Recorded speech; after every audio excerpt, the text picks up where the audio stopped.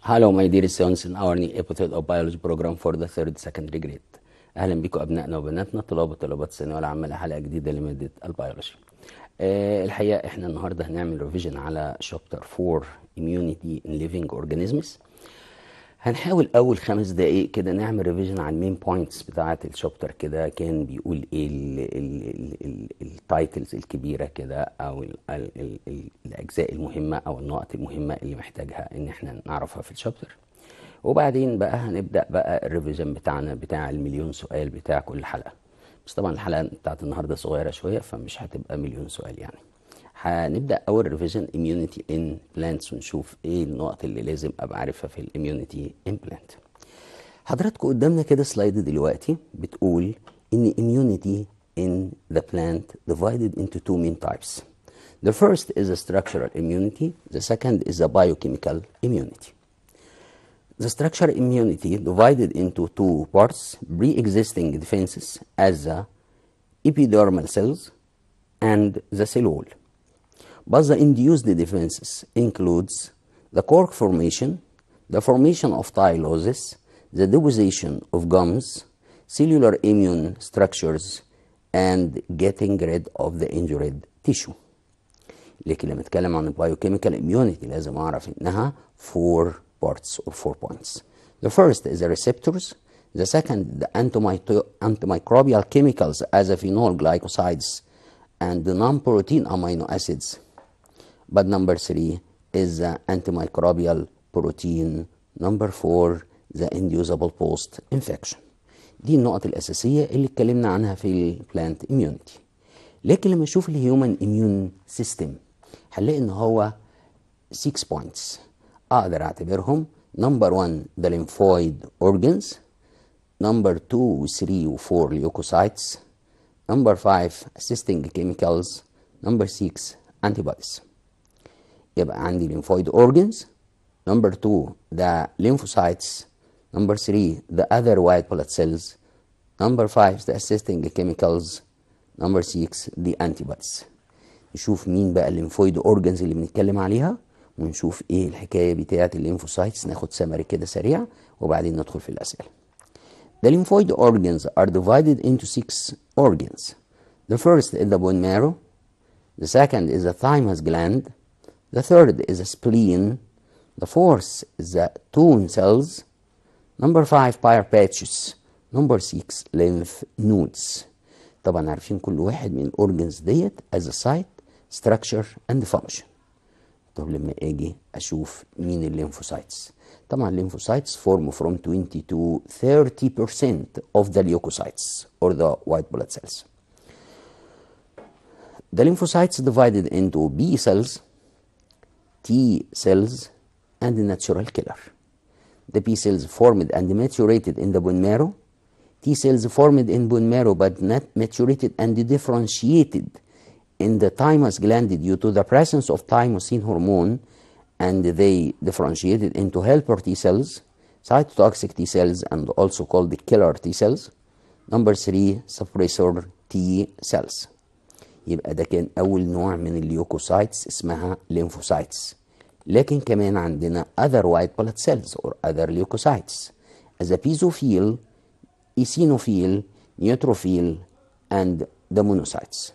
But we can differentiate between basophil, eosinophil, neutrophil by the size of the cell and also by the color of the granules that located inside the cell.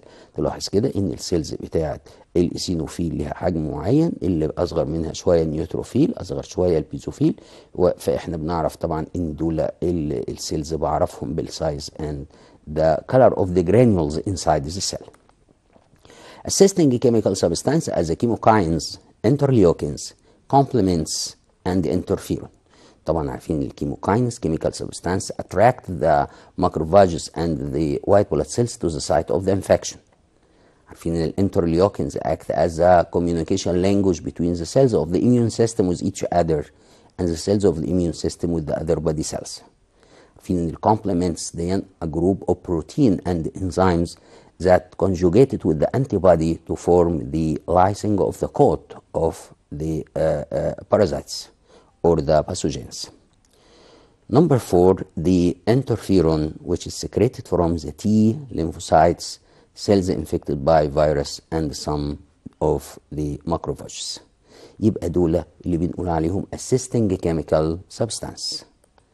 لكن عندنا other kind of the white blood cells or leukocytes called macrophages. Macrophages that which are called the phagocytes that can engulf the microbes by the phagocytosis. They divided into two main types. The first is the fixed macrophages. The second is the mobile macrophages. أصدقائنا وأعزائنا طلبة وطلاب الثانوية العامة هنخرج فاصل صغير قوي ونرجع لحضراتكم مرة تانية. أهلا بحضراتكم مرة تانية.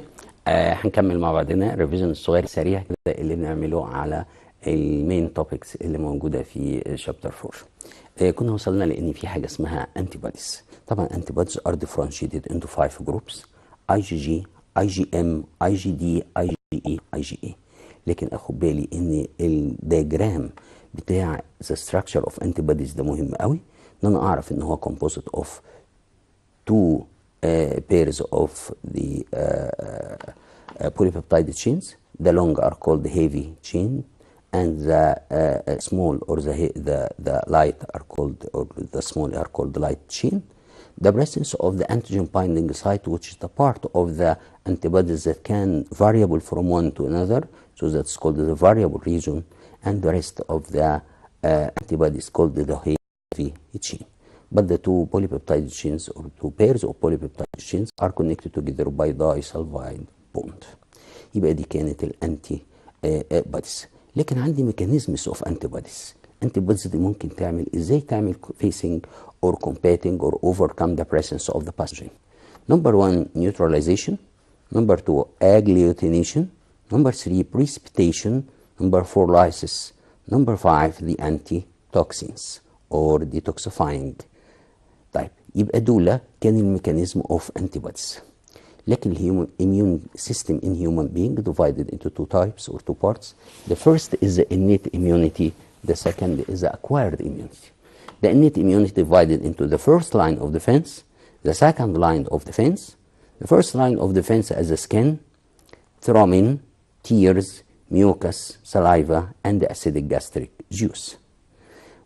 But the second defense is divided into number A, the inflammatory response, number B, the natural killers, number C, phagocytes, number D, interferon, number E, the complements. دول كلهم اعتبرهم second line of defense. لكن لو الباثوجين كان pass through the first and the second line of defenses يبقى هيقابلني ال third line of defense اللي بنسميه acquired immunity. The acquired immunity can be divided into two parts. The first is the humoral or antibody mediated immunity. The second is the cellular or cell mediated immunity. ده كان سمري بسيط كده يكلمنا عن ايه الاميونيتي، كان بيتكلم عن ايه. دلوقتي قدامنا اول سؤال بيتكلم عن choose the correct answer. الحقيقه مهم لتشوز اسئله مهمه لان اي سؤال ممكن نحوله لتشوز بشكل سهل. Number 1 بيقول لي an organ located at the trachea above the heart and behind the sternum bone is dots. وبعدين بيقول لحضرتك Thymus Gland, tone cells, Peyer's patches and the lymph nodes. على طول الإجابة تبقى سهلة، the Thymus Gland. طبعا the Thymus Gland is the site where differentiation and maturation of the T cells take place. The second question, the lymph organ that pick up any microbes that may enter with the food or air is dots. يبقى أنا عايز حاجة يعدي عليها الفود and the air. يبقى the spleen, tone cells, Peyer's patches, the lymph nodes. يبقى هنا هنضطر نقول ايه؟ نقول the tone cells which can picking the microbes which may get with the air or with the food, and it located at the rear portion of the buccal cavity. The spleen play an important role in the body immunity because it dots pick up foreign bodies, release antibodies, pick up sensient somatic cells, all the above.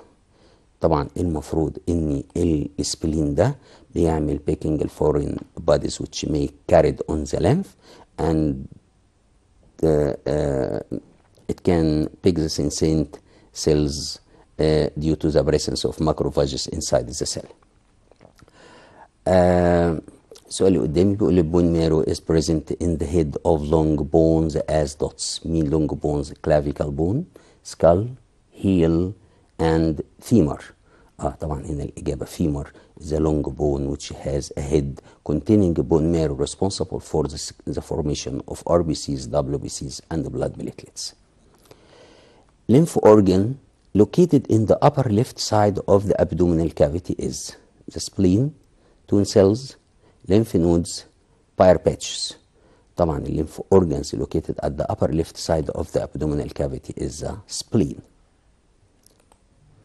السؤال اللي بعده if the number of leukocytes in the blood drops of the person is about 7,000 cells, the number of T cells in the drop will be dots cells.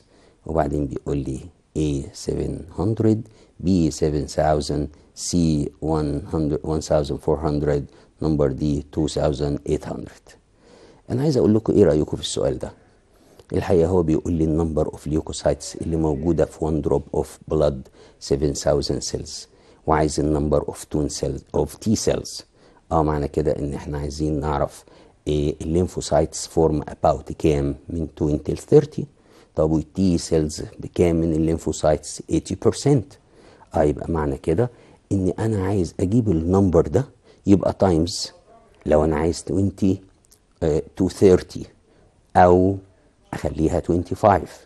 طيب هيبقى تايمز 25 over 100 وتايمز كمان 80 over 100، فيطلع لنا الرقم ده. الحقيقة عايز اقول لحضراتكم ان السؤال ده مش سؤال جيد ابدا. بمعنى ايه؟ بمعنى ان كتير قوي ناس من الطلبة بتوعنا يقول لك ده انا جالي مجموعة من الاسئلة كلها عايزة ماثيماتكس. الحقيقة السؤال ده مش سؤال بيولوجي، علشان الناس لما يجي سؤال بالشكل ده يقول لك طب انا عايز احله، هحله ازاي؟ ده انا ما عرفتش احله. مش مفروض ان انت تعرف تحله، او مش لازم ان انت تعرف تحله. لا، لو حليته يبقى كويس، لكن لو انت ما حليتوش ما تنزعجش، لان ده مش بيولوجي. بمعنى ايه؟ بمعنى ان انا عندي سي النمبر اوف lymphocytes from 20 to 30. طيب الولد جاب ال 7000 عملهم ديفايدد تو 20 غلط؟ مش غلط. طب ما طلعش اي رقم من دول، يبقى السؤال هو اللي مش مظبوط. طب عملوا ديفايدد 30 يبقى برضه السؤال مش مظبوط. طب هو فعلا الافريج بتاع الليمفوسايتس دي بتبقى من 20 ل 80 لازم؟ لا، ممكن الاقي حد اقل من 20 وممكن الاقي حد اكتر من 30. يبقى معنى كده ان في رقم احنا حاطينه في الكتاب عشان نديك تصور قريب للحكايه، لكن مش عشان اعمل عليه مساله تبقى اكيوريت. لا، الحاجات الاكيوريت دي الحاجات الثابته. بمعنى ان انا اقول لحضرتك the number of vertebra of the cervical thoracic and the lumbar vertebra equal كام. في الحاله دي ده في رقم ثابت ما بيتغيرش، يبقى انا عايز الرقم ده عادي ويبقى صح وما فيهوش احتمالات. لكن الاسئله اللي عايزه حضرتك تعمل تايمز 25 اوفر 100 وبعدين تعمل لي تايمز 80 اوفر 100 وبعدين يطلع لك رقم، وممكن الرقم ده ما يطلعش صح، وده سؤال تشوز، ما ينفعش الكلام ده. وبالتالي عايز اقول لحضراتكم ان الاسئله اللي بالشكل ده مش اسئله بيولوجي. كنت دخلت علم الرياضه بقى، يعني داخلين علم علوم عشان تجيبوا لنا ماثيماتكس يعني. طيب نرجع نشوف سؤال تاني. السؤال اللي بعد كده بيقول لي the lymphatic fluid is a filtrate of the blood as is urine, ولا carries the toxic gas that kills the carcinogenic cells, ولا carry both red blood cells and white blood cells, ولا is completely separate from the circulatory system for blood. يبقى بيسأل حضرتك في الليمفاتيك فلويد نقول لها ايه؟ يقول it is filtrate of the blood as is urine. تقولي طب ينفع انها كاري توكسيك جازس؟ لا، ملهاش دعوه بالجازس، ولا البلازما ليها دعوه بالجازس. الجازس دي بتشتغل على الار بي سيز. طب كاري بوس ار بي سيز ودبليو بي سيز؟ لا، مفيش ار بي سيز موجوده في الليمف. طب ينفع اقول كومبليتلي سيباريتد؟ لا، مش سيباريتد، لانه كل الليمف لازم يوصل للهارت ات ذا سوبيريور فينا كافا. فطبعا الاجابه ان انا بعمل سكويزنج اوف ذا بلاد بلازما باي ذا فلتريشن اوف ذا بلاد بلازما تو فورم ذا lymph. السؤال اللي بعد كده The function of antibodies is two dots. Inject toxins into living pathogens. Number B, secrete substance to attract macrophages. Number C, release substance to disrupt infected cells. Number D, mark pathogenic cells for destruction. لما يقول لي الفانكشن بتاع الانتيبوديز بعلم بيه السيلز عشان تيجي الماكروفاجز تعمل لها engulfing، يبقى mark pathogenic cells for destruction. If a fibrosis of the child thymus gland takes place, this will lead to dots. في child حصل له fibrosis للthymus gland. المفروض that leads to A. The absence of MHC, major histocompatibility complex, the failure of the cellular immunity, the increasing the antibodies, formation of immune receptors. لما يقول لي ان if the fibrosis takes place in thymus gland، يبقى انا مش هتكلم عن ال MHC. ال MHC ده موجود كده كده، لكن هتكلم عن failure of the cellular immunity. السؤال اللي بعد كده بيقول لي the receptors on the T cells and B cells bind to antibodies, antigens, natural killer cells, immunoglobulin. يبقى الريسبتورز اوف T cells and B cells bind to. الريسبتورز بتاع T cells والبي cells دي بايند مين؟ للانتيبوديز ولا الانتيجين ولا ناتشورال كيلر سيلز اور immunoglobulin؟ لا طبعا على طول الانتيجينز، لان لازم الانتيبودي يبقى او الريسبتورز دي بتعمل كومباين اور اتاتش تو ذا انتيجينز. السؤال ده عايز نركز فيه شويه. بيقول لك cells of immune system have different kind of structures on the surface. Three of the structures type that exist are dots. في structures موجوده على السيل دي. وبعدين بيقول لك number 1 the cells own antigen called self antigens. Receptors that enable the cell to identify its own antigen on any other cells. Receptors that identify the foreign antigens on the foreign cells. وبعدين بيقول لحضرتك examine the following cells and the various structures on their surface. From the information of the provided you are able to conclude that.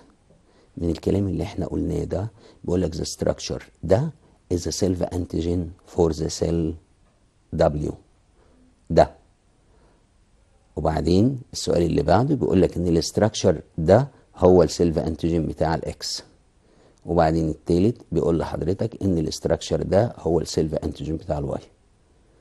وبعدين في نمبر دي بيقول لك ان استراكشر زد ده هو السيلف انتيجين بتاع السيل زد. الحقيقه السؤال محتاج ان هو يتفهم شويه كويس الاول. بمعنى ايه؟ بمعنى ان حضرتك لما افهم السؤال بيقول ايه ابقى وصلت لنص الاجابه. لما افهم السؤال عايز ايه، هو بيقول لي ايه، يبقى انا كده وصلت لنص الاجابه. لكن ضربت اي اختيار وخلاص ممكن تبقى بنسبه 25% بس اللي صح. طب انا دلوقتي السؤال ده بيقول لي ايه؟ بيقول لي ان انا عندي سيل. السيل دي عليها في ستراكشرز كتير. طب ايه الستراكشرز اللي قال لي عليها؟ بيقول لحضرتك ان في انتيجين موجود للسيل دي زي شكله كده. طب كمان عندها ريسبتور عشان تعرف الانتيجين اللي زيها او بتاعها اللي موجود على سيلز تانية، يبقى المفروض ان ده يبقى كده.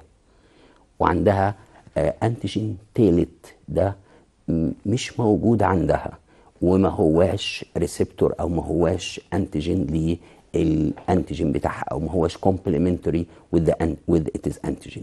نبص كده على السؤال مرة تانية كده ونشوف هنختار ايه الإجابة. السؤال ده بيقول لي cells of immune system have different kinds of structures on their surface. Three of the structures types are أول حاجة بيقول لي cells own antigen called self antigen، يبقى عندها انتيجين بتاعها self antigen. وبعدها عند receptors that enable the cell to identify its own antigen on any other cells. يبقى لما دي يبقى ده الانتيجين بتاع السيل W، يبقى المفروض ده اللي بقول عليه the receptors that enable the cell to identify its own antigen on any other cells. يعني ده complementary مع ده، كأن ده انتيجين يبقى ده كأنه الانتيبادي بتاعها. وبالتالي يبقى ده السيلف انتيجين بتاع السيل دبليو. فلما يجي يقول لي ان ده سيلف انتيجين لا تبقى غلط. طب نيجي في نمبر بي، مين السيلف انتيجين ومين receptor that enable the cell to identify its own antigen on any the other cells؟ يبقى الانتيجين بتاعها اللي هو ده. طب الانتيجين بتاعها ده السيلف انتيجين، يبقى اللي هعرف بيه الانتيجين بتاعها هو ايه؟ اللي كومبلمنتري ده، يبقى ده اللي بقول عليه the receptors that identify the foreign antigen on the foreign cells. ده مش بتاعها خالص. طب يبقى لما يجي هنا يقول لي ان الاستراكشر ده هو السيلف انتيجين اوف اكس، لا ده مش السيلف انتيجين اوف اكس، ده السيلف انتيجين اوف اكس. طب ارجع لنمبر سي، بقول استراكشر وبيشاور لي على ده، بيقول لي ان ده السيلف انتيجين. طب هو السيلف انتيجين ده احنا قدامنا ريسبتور ذات ايدنتيفاي ذا سيل اور اتس اون انتيجين. يبقى ده الانتيجين، ده السيلف انتيجين، ده اللي بقول عليه ذا ريسبتور ذات انيبل ذا سيل تو ايدنتيفاي اتس اون انتيجين. يبقى اللي بعيد ده اللي انا بشاور عليه دلوقتي ده ريسبتور ذات ايدنتيفاي ذا فورين انتيجين اون ذا فورين سيلز. طيب يبقى معنى كده ان نمبر سي دي رايت. طب نمبر دي بيقول ستراكشر ده اللي هو بالشكل ده بيقول لي ده سيلف انتيجين. لا، طب والسيلف انتيجين ده فين الريسبتور ذات انيبل ذا سيل تو ايدنتيفاي اتس اون انتيجين اون اني اذر سيلز؟ ما فيش. يبقى ده السيلف انتيجين، وده اللي بقول عليه ذا ريسبتور ذات انيبل ذا سيل تو ايدنتيفاي اتس اون انتيجين اون اني اذر سيلز. لكن التالت ده هقول عليه ذا ريسبتور ذات ايدنتيفاي ذا فورين انتيجين اون ذا فورين سيلز. يبقى كده السؤال بقى سهل ونقدر نجاوبه بسهوله وما فيهوش مشكله. السؤال اللي بعد كده بيقول لي secondary immune response depends on dots lymphocytes. secondary immune response ده بيعتمد على natural killer cells RBCs T suppressor cells B and T memory cells.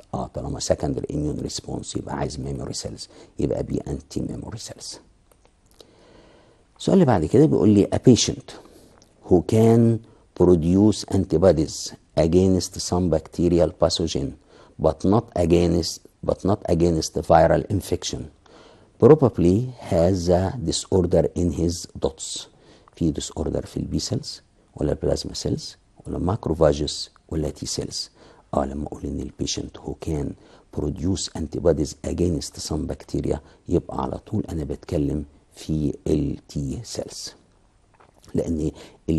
لانه لو طالما هو بيعمل انتي بوديز يبقى ما عنديش مشكله في البي سيلز، لان البي سيلز بتعمل انتي بوديز، البلازما بي سيلز بتعمل انتي بوديز، الماكروفاجس موجوده بدليل ان في انتي بوديز بتشتغل، لكن التي سيلز هي اللي عندها مشكله، علشان كده دايما في فيرال انفكشن عنده. السؤال اللي بعد كده بيقول لي a newborn who is accidentally given a drug that destroy the thymus would most likely dots. Number A, have a reduced number of B cells. Number B, have a reduced number of RBCs. Number C, be enabled to form antibodies. Number D, be enabled to differentiate and mature T cells. على طول لما النيو بيبي ده عنده مشكلة في الثايموس جلاند يبقى على طول be enabled to differentiate and mature T cells because the maturation and the differentiation of T cells need the presence of thymosin hormone which is formed inside the thymus gland. السؤال اللي بعده بيقول لي T killer cells. لما نقول T killer يعني TC cells destroy the infected cells with the virus by the secretion of perforin, lymphokines, interferon, immunoglobulin. يبقى على طول دي by perforin to destroy the membrane of the cells infected by virus or the implanted cells or the carcinogenic cells. السؤال اللي بعده بيقول لي disease causing bacterium has a following structure. دي البكتيريا اللي بيقول عليها، وبعدين بيقول لك which kind of antibodies would be most effective against his type of bacterium. مين في دولة يبقى effective؟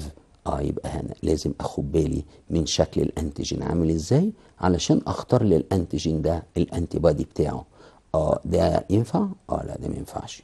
طب الشكل ده ما ينفعش.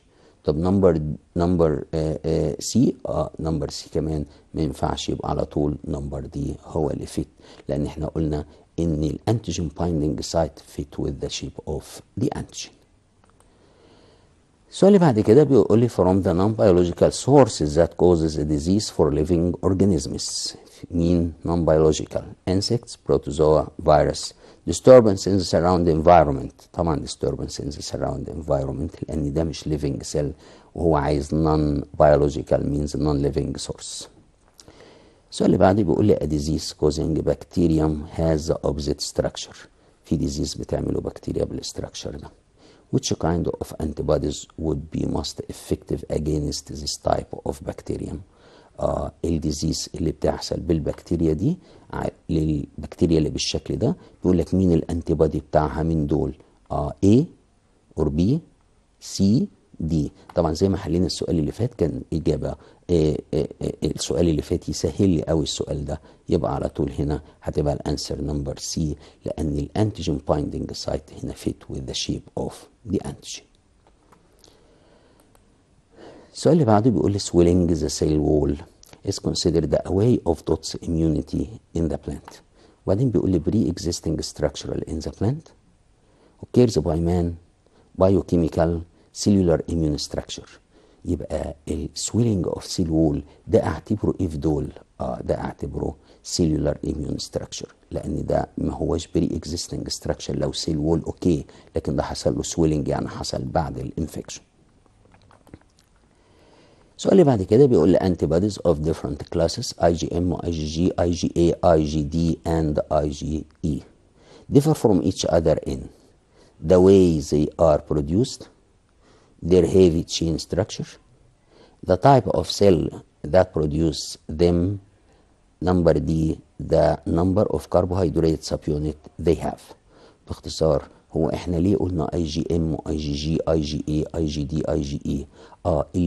الام يعني ايه والجي يعني ايه والاي يبقى احنا على طول بنقول الفا ودلتا وجاما وهكذا علشان اقدر اعرف نوع الانتيبادي ده. يبقى على طول ده according the heavy chain structure. احنا بنسمي الاي جي ام والاي جي جي والاي جي اي والاي جي دي والاي جي اي كل واحد حسب نوع الهيفي او اللونج تشين that form the antibody.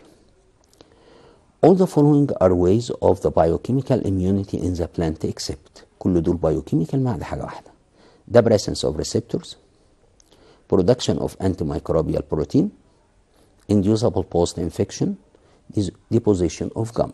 يبقى على طول deposition of gum لأن دوت ما أقدرش عليه أقول عليه biochemical لأن ده structural immunity induced طبعا. السؤال اللي بعد كده surrounding the mycelium which attach the plant with the insulator cover is a type of Dot's immunity. يقول لي the structural pre-existing structural response to an infection biochemical occur by man.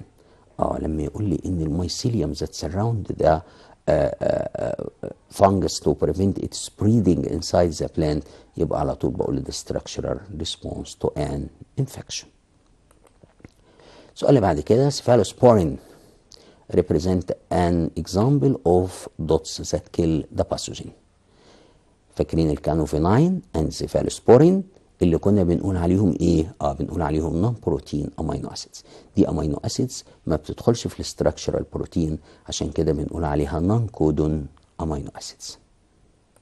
السؤال اللي بعد كده a person wanted to donate الدونر اللي بيتبرع بالبلد ده for his friend who has a blood group O and the doctor tell him that his blood is compatible. Which of the following red blood cells would be represent the person's blood group؟ يبقى بيقول لحضرتك ان البيرسون ده عايز يدي بلاد للفريند بتاعه اللي عنده البلاد جروب بتاعته O. طيب بيقول لحضرتك مين في دولة البلاد بتاع البيرسونز جروب؟ خلي بالك هو كان O يعني no يعني nothing يعني there is no antigens on the surface. يبقى لما ادور في دول A B C D مين مش عليها انتيجين في دول؟ يبقى على طول دي C right answer. النوع التاني من الأسئلة اللي بتقابلنا دلوقتي اسمها give scientific term. Number 1 the structural immune in the plant resulting as a response to an infection. Structural immune in the plant resulting as a response to an infection. ده بنقول عليه ايه؟ الناس بتقول عليه induced structural defenses. السؤال اللي بعد كده بيقول لك overgrowth of adjacent parenchyma cells which protruded into xylem vessels and tracheids through the pits. لما يحصل انفكشن للفاسكولار تيشو اوف ذا بلانت لازم الاقي ان البارينكايما protruded inside the pits to block the xylem vessels internally. دي بنقول عليها تايلوزس. يبقى دي على طول اقول عليها تايلوزس، وده سؤال سهل. A type of immunity act as the first line of defense to prevent the pathogen from entering and spreading inside the plant. نوع الاميونيتي اللي act as the first line of defense to prevent the pathogen from entering or spreading inside the body بسميه على طول the structural immunity. السؤال اللي بعد كده protein react with the toxins produced by the pathogenic organisms. طبعا لما يقول لي protein react with the toxic produced by the pathogenic organisms يبقى ده الناس بتقول عليه يا اما اقول عليه انتي مايكروبيال بروتين او اسميه detoxifying enzymes.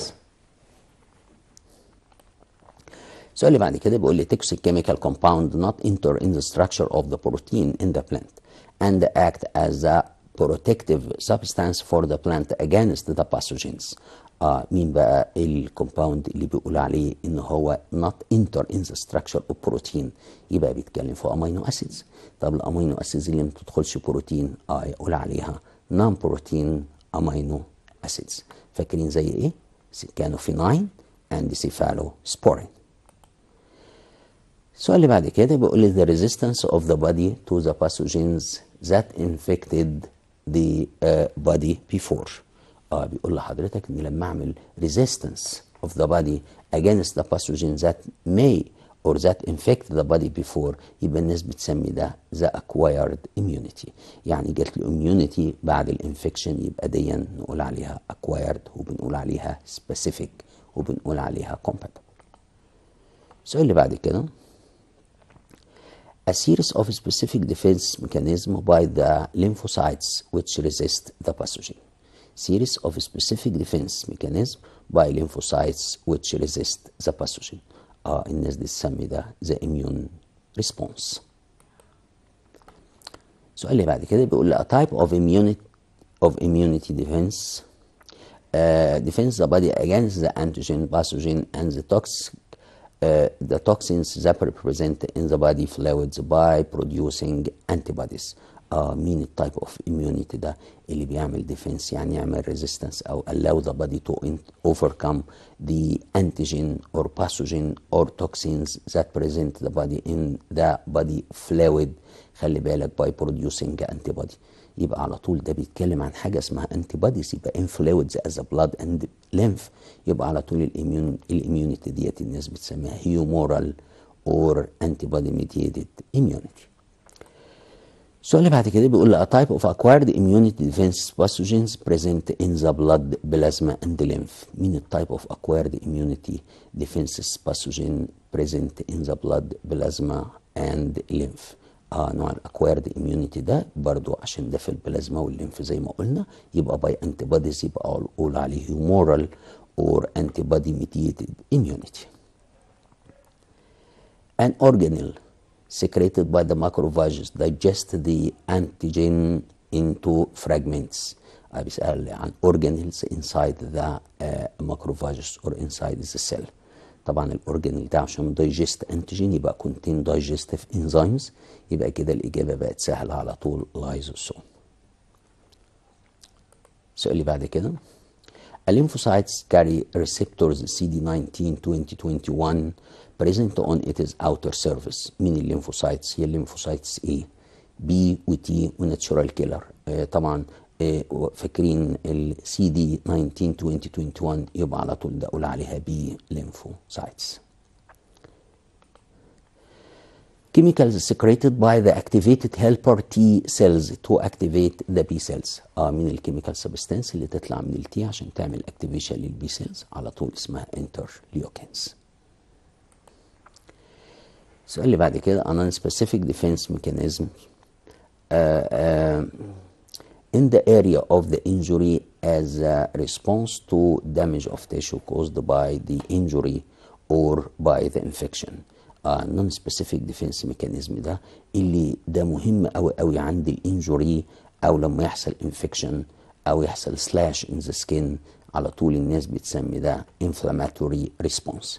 وما ننساش طبعا the role of the mast cells and the histamine substances that's secreted on the site of infection. برضه give scientific term بيقول لي cells secrete antibodies. مين السيلز secrete antibodies؟ دي لازم تبقى بلازما بي سيلز، يبقى بلازما بي lymphocytes or بلازما بي سيلز دي اللي responsible for the secretion of antibodies. A protein creates pores in the membrane of the foreign body and destroy them. طالما بيعمل pores يبقى أقول عليها إيه؟ يبقى أقول عليها perforin. يبقى البرفورين ده اللي form pores on the membrane of the infected cells by virus or the implanted cells or the carcinogenic cells. Substance activate a certain gene in the nucleus of the infected cell, leading to the destruction of the nucleus and its death. Substance اللي activate certain antigen or certain gene in the cell. برضو خلينا فاكرين الاكشن بتاع التي سايتوتوكسيك او التي كيلر سيلز. كنا اتكلمنا عن بيرفورين من شويه ودلوقتي بنتكلم عن ليمفاتيك توكسينز. ليمفاتيك توكسينز ده اللي بيعمل stimulate the action or stimulate a certain gene for the destruction of the nucleus or the chromosomes اللي بالناس بتقول عليه programming death. A type of immunity resulting from the response to an infection. ده حصل انفكشن، فالانفكشن عملت immunity، يبقى الناس تسمي الاميونيتي دي ده acquired immunity. وبرضه نسميها adaptive immunity وبرضه نسميها specific immunity. السؤال اللي بعد كده بيقول لي a lymphatic organ located on the both sides of the rear portion of the mouse. فاكرينها دي كانت اسمها tone cells. يبقى التون سيلز دول هم اللي بقول عليهم lymphatic organs located on the both sides at the rear portion of the mouse. طبعا the tone cells picking the microbes which may get with the food or air that enter inside the body. Lymphatic organs ranging from the pinhead to seed small pin in their side. اللي السايز بتاعها صغير كده من اول البين هيد لغايه السمول سيد بين او السيد اوف سمول بينز، يبقى ده على طول بقول عليها ليمف نودز. ودي شكل الليمف نودز، والمفروض ان انا اعرف ارسم ليمف نودز واعمل ليبلز عليها. Aggregations of immune cells spread to the mucous membrane lining the small intestine. Aggregation of immune cells spread to the mucous membrane lining the small intestine. ده بيسميها Peyer's patches. Peyer's patches اللي باينه دي Peyer's patch دي protect the body against the microbes which may get in the small intestine. A lymph organ, its size is not more than the fist. lymph organ ده وممكن نحدد السايز بتاعه كده، ده بقول عليه spleen. السؤال اللي قدامنا دلوقتي بيقول لي how can you explain on the يعني يقول لك study the opposite the graph and answer the questions.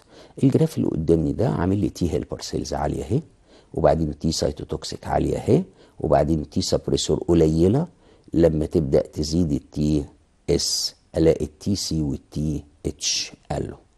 وبعدين بيسال هنا how can explain the increase of the number of T cytotoxic cells after increasing the number of T helper cells. ليه التي سايتوتوكسيك بتزيد لما تزيد التي هيلبر؟ إجابة باينة هي قدامنا، بيقول لك because activated T helper cells secrete cytokine which attract the macrophages on the size of infection in large amount and activates the cytotoxic T cells. يبقى التي هيلبر دي لما بتيجي للمكان اللي حصل فيه انفكشن بتطلع لي سيتوكاين بتعمل اتراكشن للتي سيل عشان انها تعمل لها اكتيفيشن، وبالتالي لما تزيد التي هيلبر لازم تزيد التي سيل.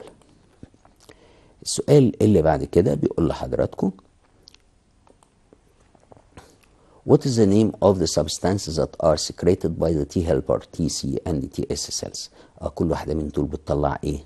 The T helper secrete interleukins and the different types of cytokines. The interleukin act as a kind of cytokines.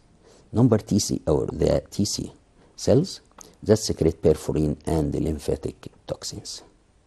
TS secrete lymphokines. يبقى أنا عندي T helper interleukin as a kind of cytokines, TC perforin and the lymphatic toxins, TS lymphokines. السؤال اللي بعد كده بيقول لي How can you explain the increase of the number of TS cells and decrease the number of TH and the TC cells in the stage C؟ تعالى في الستيج C دي بص عليها كده تلاقي ان TS بتزيد فالTH والTC بتقل. ليه الحكاية دي؟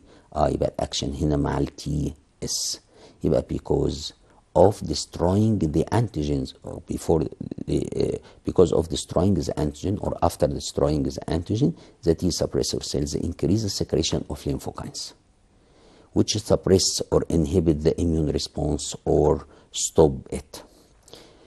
And many of T helper cells and the activated T cytotoxic cells will die. يبقى هنا الاساس بيشتغل عند التي اس بتطلع ليمفوكاينز، الليمفوكاينز دي بيعمل inhibit the action of the T helper cells and the TC cells and many of them will die. So the number of TC and the TH cells decrease when the number of TS cells due to the secretion of the lymphokines after destroying the antigen. السؤال اللي بعد كده بيقول the diagram below show the cell cycle of HIV. ده فيروس بيقول لك name the part of the label A and B. بصرف النظر طبعا عن الجزئيه اللي فاتت، انا عندي مجموعه من الانتيجين اهي وادي عندي واحد من الانتي بودي، وبيسال حضرتك عايز البارت ايه ده اسمه ايه والبارت بي اسمه ايه. طبعا دي بقول عليها دي لايت تشين ودي بقول عليها ذا هيفي تشين، لايت بوليبيبتايد تشين وهيفي بوليبيبتايد تشين.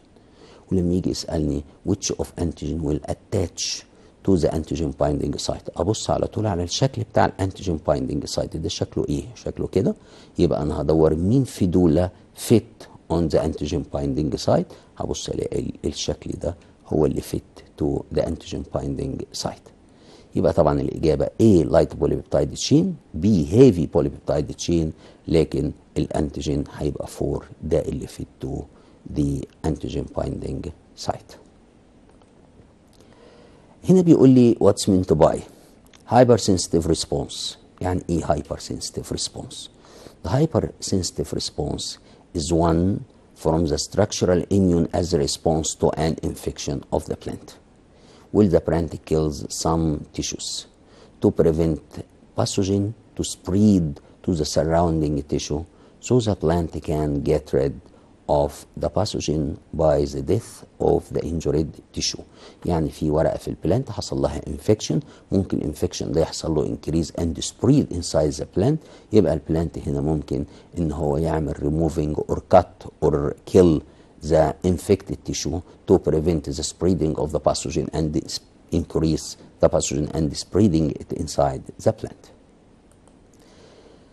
السؤال اللي بعد كده بيقول what's meant by non-protein amino acids. يعني ايه non-protein وamino acids؟ يعني amino acids is not get in the structure of the protein، ودي بتبقى بنقول عليها non-codon amino acids as a canophenine and cephalosporin. عشان كده بيقول لك they are acids don't enter in the structure of protein in the plant but they act as the protective substance for the plant. They include toxic chemical compounds to pathogen, for example, canophenine and cephalosporin. What's meant by natural killer cells؟ مين الناتشورال كيلر سيلز دي؟ افتكروا ان they formed inside the bone marrow with it located with a percent about 5% to 10% of the lymphocytes in blood. They are produced and mature in the bone marrow. The function of the natural killer is killing tumor cells, virus-infected cells, and transplanted cells. But the natural killer act as the innate immunity. It is not specific immunity. يعني الناتشورال كيلر بتهاجم أي سيل داخل فيها أي فيروس أو تعمل كيلينج لأي تيومر أو كارسينوجينيك سيلز أيا كان نوعها ومكانها. في نفس الوقت أي ترانسبلانتد سيلز يعني فورين سيلز انسايد ذا بودي تعمل لها ديستراكشن.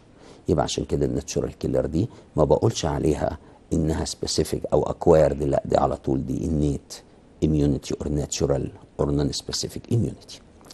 السيلز اللي قدامنا دلوقتي مهمة قوي قوي ان انا اعرف كل نوع منها واعرف ارسمها كويس. السيلز اللي مرسومة قدامنا دي في نمبر 1 نمبر 2 3 4 5. المفروض ان احنا نكون رسمناها مرة واثنين وثلاثة ونعرف كل نوع منها ازاي. هنا بيقول لك from the diagram mention answer the following. نمبر A mention type of the cell number 2. type of the cell number 2 ده اسمه ايه؟ وبعدين بيقول لي mention the function of the cell number 5. عايز function بتاع السيل نمبر 5. وبعدين mention the importance of the number 1. importance بتاع النمبر 1. نيجي لأول سؤال لما يقول لي mention the type of the cell number 2. نمبر 2 ده lymphocyte.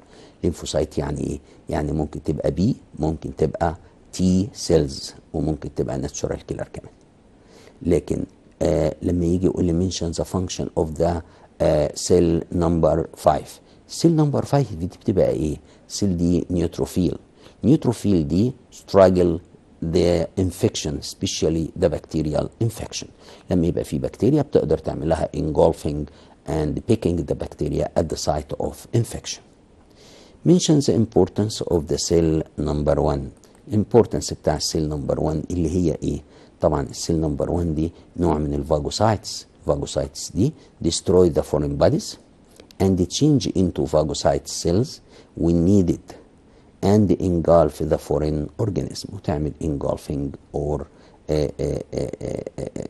phagocytes macrophages which act as a macrophages for picking and engulf the pathogen. السؤال اللي بعد كده بيقول لي give reason for each of the following. Toxic fumes causes great damage for the plant than the excessive cold and the decrease in the amount of water. بيقول لحضرتك ان التوكسيك فيومز دي بتعمل great damage for the plant، وبيقول لك ليه؟ لكن الاكسسيف كولد ده and decrease the amount of water يعني اكتر من ال cold and decrease the amount of water. طبعا الانسر because the toxic fumes causes damage may be lethal to the plant, but the excessive cold and the decrease in the amount of water can be avoided or treated by demise their causes. يبقى انا سهله قوي قوي ان اخلي الموضوع بتاع التمبريتشر وبتاع الديكريس اوف ووتر ده كان بي افويد but the toxic fumes in uncontrollable. طبعا لما تبقى حاجه uncontrollable يبقى مش سهل ان انا اعمل لها اعمل decrease the effect of the uncontrollable substance. give reason التاني بيقول the epidermal cells represent one of the structural immune in the plant. ليه الابيدورمال سيلز دي structural immune in the plant? because they may be covered with the waxy layer hair thrombin and that will prevent the water to accumulate on the surface that's not available for the growth of the fungi and bacteria. طالما في مكان منعت منه الميه ما بقاش فيه ميه مش هيبقى فيه حياه، وبالتالي ده نوع من الميكانيزم اللي بتعمله الابيدورمال سيلز as a pre-existing structures. السؤال اللي بعد كده برضو بيقول لي give reason. surrounding the mycelium which attack the plant with the insulator cover. ليه بقى الفنجس دوت بقى احوطه بانسوليتور كفر كاني بحجمه كده؟ يبقى ليه؟ على طول to prevent the transmission of the fungus from the cell to another or to prevent spreading of the fungus inside the plant. السؤال اللي بعد كده برضه بيقول لي give reason for cell wall is thickened by cellulose and lignin. ليه السيل وول هنا يبقى عليه سيلولوز اند ليجنين؟ طبعا مهم قوي ده. to be difficult for penetration by the pathogen especially after thickening by lignin. طبعا السيلولوز بيعمل سبورت، لكن الليجنين اقوى طبعا كتير، وبالتالي السيل وول ده thickened by cellulose and lignin، لان ده مهم قوي as a structural immune. هنا بيقول لي give reason. Deposition of gum represents a way of structural immunity in the plant. Deposition of gum represents a way of structural immunity in the plant to prevent the entry of the microbes inside the plant. يبقى طبعا ده بيمنع ال entry of the microbes inside the plant. السؤال اللي قدامنا دلوقتي بيقول لي mention the name of the cell appear in this diagram. رسم لي cell. mention the type of the cells، نوعها ايه. mention the immunity function of the cell. يبقى انا على طول لازم في الاول اقول له السيل دي ماكروفاجوس، وافتكر ان عندي two types of macrophages fixed macrophages and mobile macrophages. وبعدين بيقول لي عايز الفانكشن بتاعت الماكروفاجوس دي. طبعا the fixed macrophages engulf the foreign particles which may spread in the living organism or outside the body. The mobile macrophages, after it's offer the information which is collected about the microbes to specialized immune cells in the lymph nodes to prepare the suitable defense mechanism. يبقى مهم قوي ان انا اخد بالي ان الموبايل ماكروفاجز ديت غير الفيكسد. الفيكسد دي موجوده في مكان عشان تدافع عنه ضد كل الميكروبس، لكن الموبايل ماكروفاجز دي بتلف على طول تجمع لي كل الانفورميشن about the pathogen which may get inside the body and can allow the cells or the specialized cells in the lymph nodes to prepare suitable defense mechanism against this pathogen. السؤال اللي قدامي ده برضه بيقول لي the opposite diagram represent the mechanism of the antibodies. answer the following. فاكرين شكل الدياجرام ده؟ اولا بيقول لي mention the labels of this diagram. مهم ان انا اعرف الليبلز واعرف كمان ارسم. what this diagram indicate. الدياجرام ده indicate ايه؟ شوف الاجابه كده. antibodies IgM antibody اللي قدامنا اللي ليه 5 antibodies ده بنقول عليه IgM. دي نمبر 1. نمبر بي دي بكتيريوم سيل. وبعدين ايه الميكانيزم اللي هو بيقول لي ان ده indicate ايه؟ ده indicate the agglutination in which one antibody bind to more than one microbes. Antigens, this leads to clumping of the microbes in the same antibody. This makes the microbes weaker and liable to be engulfed by the pathogen. يبقى مهم قوي ان انا اعرف ان ده بيتكلم لي عن الاجلوتينيشن as a mechanism of antibody. اصدقائي واعزائي طلبه وطالبات الثانويه العامه، دي كان اخر وقت في الحلقه بتاعت النهارده. ان شاء الله نتقابل الثلاث الجاي. شكرا لحضراتكم والى اللقاء.